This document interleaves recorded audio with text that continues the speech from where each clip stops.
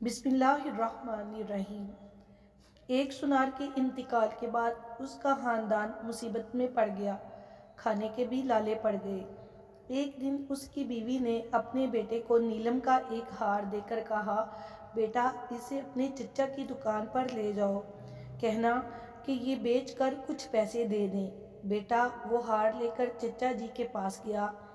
चचा ने हार को अच्छी तरह देख और परख कर कहा, बेटा माँ से कहना कि अभी मार्केट में बहुत मंदा है, थोड़ा रुक कर फरोख्त करना, अच्छे दाम मिलेंगे।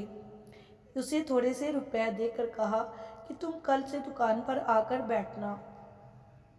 अगले दिन से वो लड़का रोज़ाना दुकान पर जाने लगा और वहाँ हीरों और जवाहरात की परख का काम सीखने लगा। एक दिन वो बड़ा माहिर बन गया। लोग दूर दूर से अपने हीरे की परख कराने आने लगे। एक दिन उसके चचा ने कहा, बेटा अपनी माँ से वो हार लेकर आना और कहना अब मार्केट में बहुत तेज़ी है, इसके अच्छे दाम मिल जाएंगे। माँ से हार लेकर उसने परखा तो वो जैली था। वो उसे घर पर ही छोड़कर दुकान लौट आया। चचा ने पूछा, हार नहीं लाए? उसने कहा, वो तो जैली था।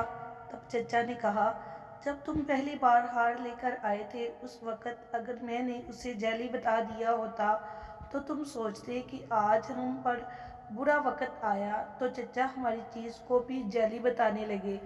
आज जब तुम्हें खुद इल्म हो गया तो पता चल गया कि हार नकली है।